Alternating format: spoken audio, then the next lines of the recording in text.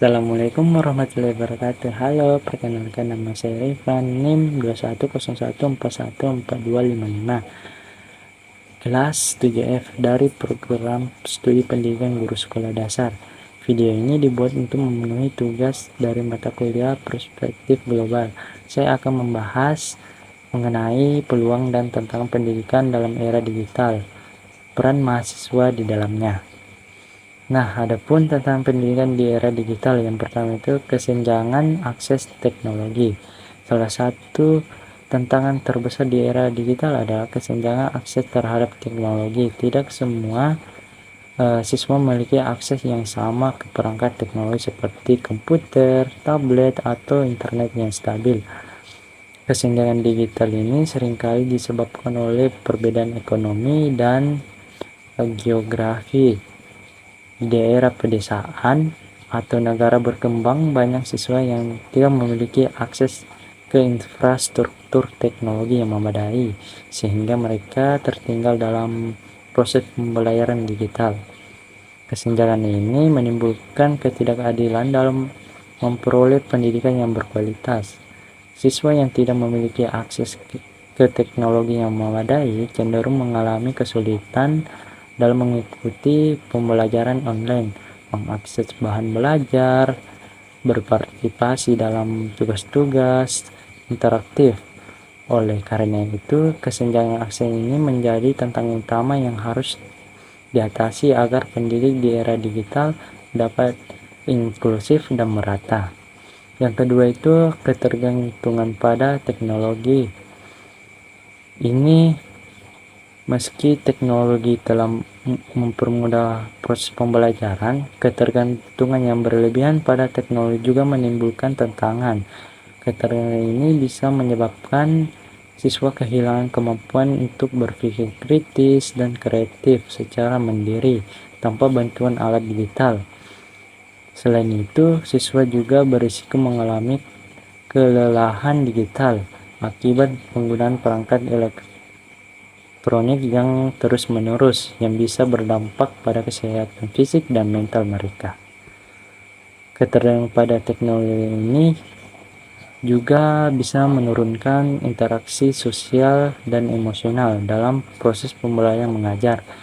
Pembelajaran online yang sepenuhnya dilakukan melalui layar komputer seringkali mengurangi dimensi interpersonal yang penting seperti komunikasi tatap muka, empati, dan kerjasama tim.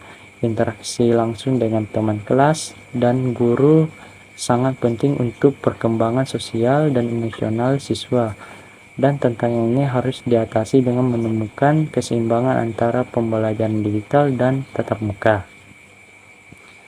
Nah, adapun peluang yang ditawarkan teknologi bagi dunia.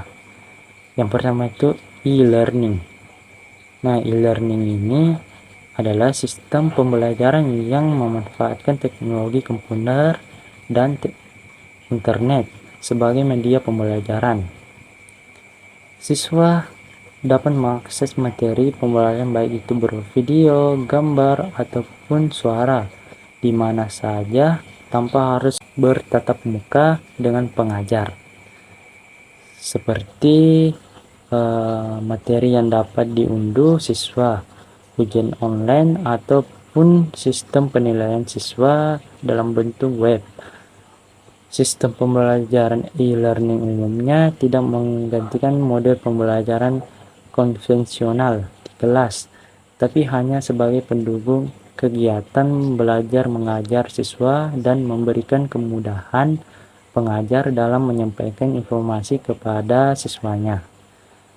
Yang kedua itu perpustakaan digital untuk memberikan kelancaran dalam proses pengembangan yang sistematis dengan cara menyimpan, mengumpulkan dan mengorganisasikan pengetahuan dan informasi dalam format digital.